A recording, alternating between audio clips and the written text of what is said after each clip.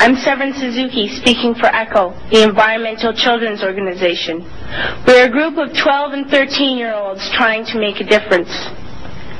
Vanessa Setti, Morgan Geisler, Michelle Quigg, and me.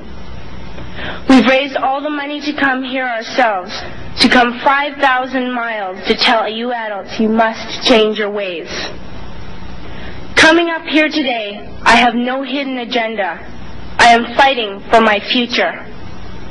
Losing my future is not like losing an election or a few points on the stock market. I am here to speak for all generations to come. I am here to speak on behalf of the starving children around the world whose cries go unheard.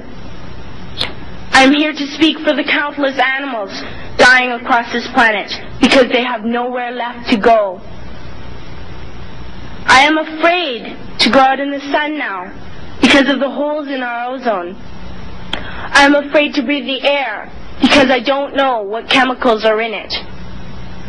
I used to go fishing in Vancouver, my home, with my dad, until just a few years ago we found the fish full of cancers.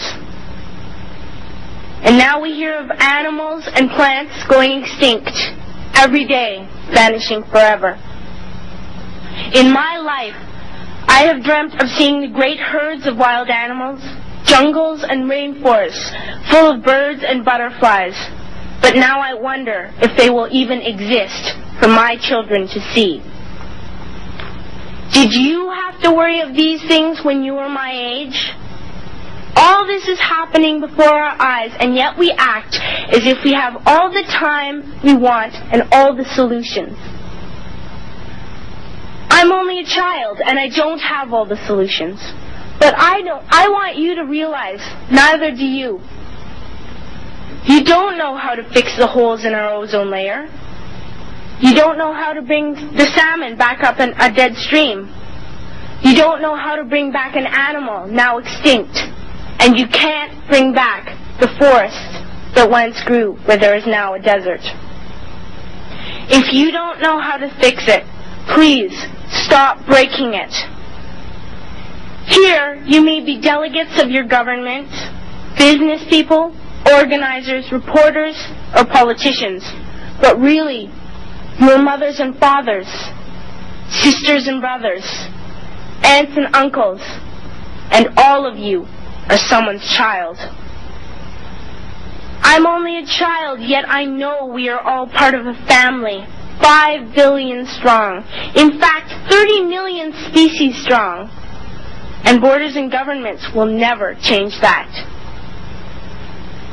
I'm only a child, yet I know we are all in this together and should act as one single world towards one single goal. In my anger, I am not blind, and in my fear, I am not afraid of telling the world how I feel. In my country, we make so much waste. We buy and throw away, buy and throw away, buy and throw away, and yet northern countries will not share with the needy. Even when we have more than enough, we are afraid to share. We are afraid to let go of some of our wealth. In Canada, we live the privileged life, with plenty of food, water, and shelter. We have watches, bicycles, computers, and television sets. The list could go on for 2 days. 2 days ago, here in Brazil, we were shocked when we spent time with some children living on the streets. This is what one child told us. I wish I was rich. And if I were, I would give all the street children food, clothes, medicines, shelter, and love and affection.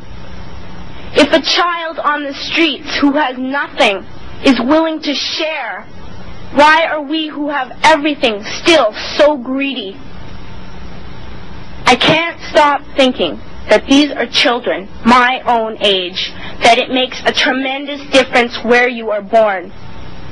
That I could be one of those children living in the favelas of Rio.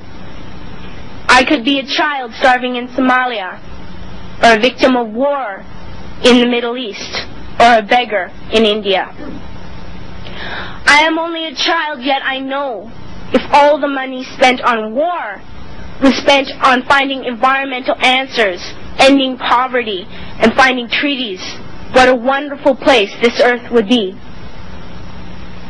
At school, even in kindergarten, you teach us how to behave in the world.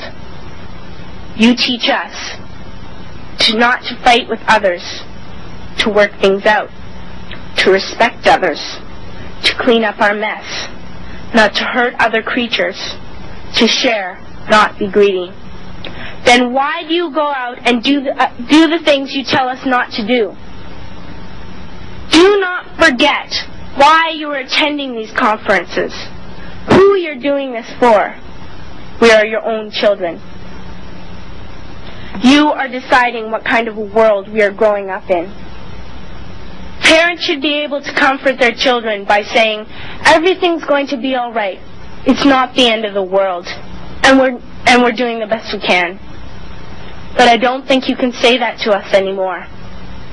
Are we even on your list of priorities? My dad always says, you are what you do, not what you say. Well, what you do makes me cry at night. You grown-ups say you love us, but I challenge you, please, make your actions reflect your words. Thank you.